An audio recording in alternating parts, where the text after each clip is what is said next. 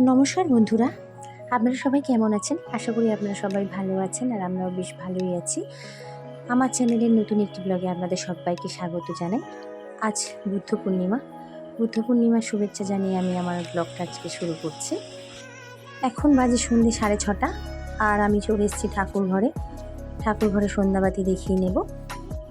আজ আমাদের একটা নিমন্ত্রণ বাড়ি আছে, বুদ্ধ পূর্ণিমার পূজা হয় ওনাদের বাড়িতে। ওনারা আমাদের নিমন্ত্রণ করে গেছে, ওনাদের বাড়ি আজ খাওয়া দাওয়ার নিমন্ত্রণ আছে। সেখানে আমরা যাব, একটু পরে সন্ধে দিয়ে নেব, তারপরে একটু চা করে খেয়ে দিয়ে বেরিয়ে যাব। নারায়ণের সেবা দিচ্ছি, সকাল বিকাল দুবেলা নারায়ণের সেবা দিতে হয়। আমাদের শালগ্রাম শিরা রয়েছে, এই যে দেখুন, নারায়ণকে দর্শন করে নিন আমাদের।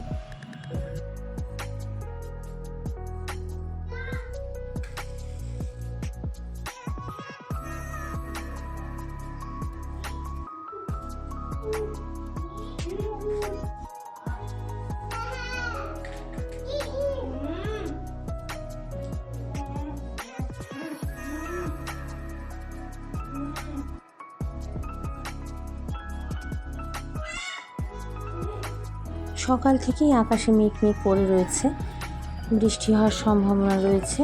ওই জন্য ছোটো বাচ্চাদের নিয়ে যাব, একটু তাড়াতাড়ি যাব আর তাড়াতাড়ি চলে আসবো।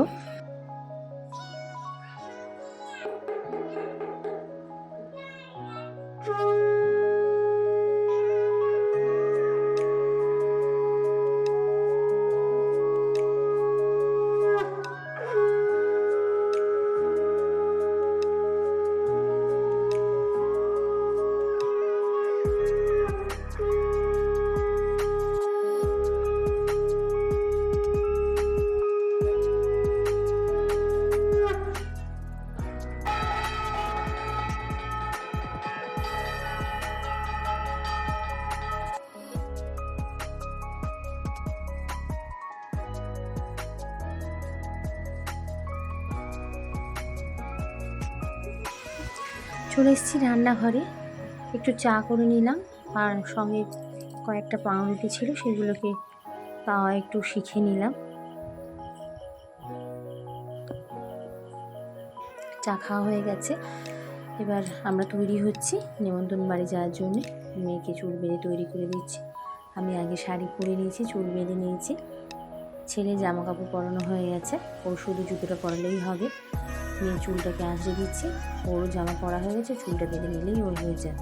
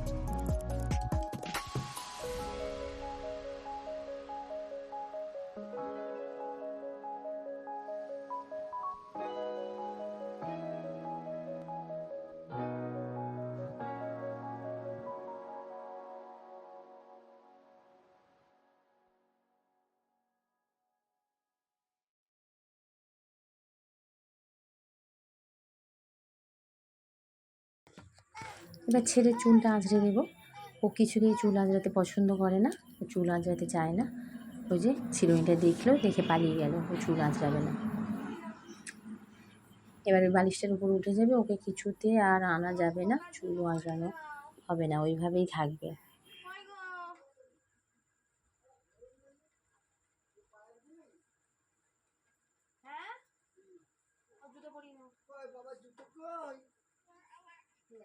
ও চুলগুলো ভীষণ কোঁকড়ানো, আর একটার সাথে আরেকটা ভীষণ জড়িয়ে যায়, আঁচড়াতে গেলে লাগে, এই জন্য চুল আঁচড়াতে চায় না কিছুতে।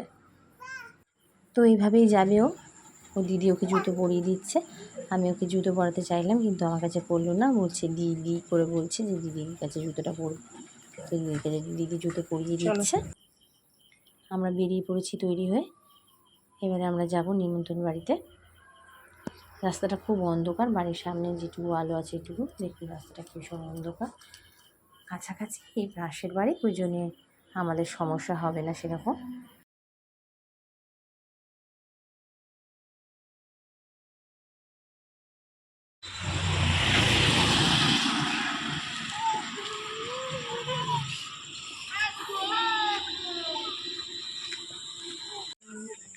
চলে এসেছি নিমন্ত্রণ বাড়িতে, ওদের গেট দিয়ে ঘরে ঢুকলাম। এই যে ভিতরে আমি ছেলেকে নিয়ে দাঁড়িয়ে রয়েছি। বাড়িতে প্রচুর লোকজন এসছে, সবাই নিমন্ত্রিত, সবাই খাওয়া দাওয়া করছে। ঠাকুরের প্রসাদ পূজা হয়ে গেছে, আর এই পূজাটা আমার শ্বশুরমশাই করেছেন। এই যে আমরা এবার খেতে বসেছি, টেবিলে বসে পড়েছি খেতে, আমি আর আমার ছেলে।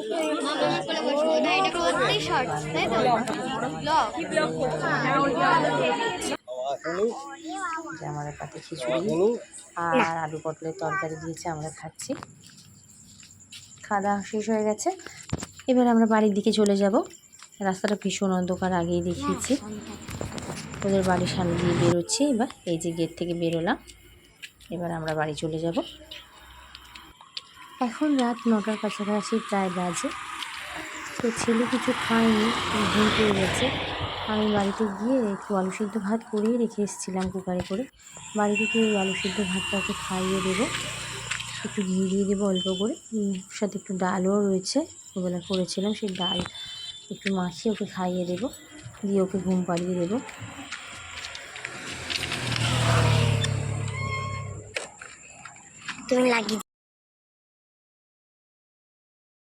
বাড়িতে চলে এসেছি, গেট দিয়ে ঢুকলাম ভিতরে, এবার বাড়ির মধ্যে চলে যাব। তো বন্ধুরা, আজকের ব্লগটা আমি এখানেই শেষ করছি।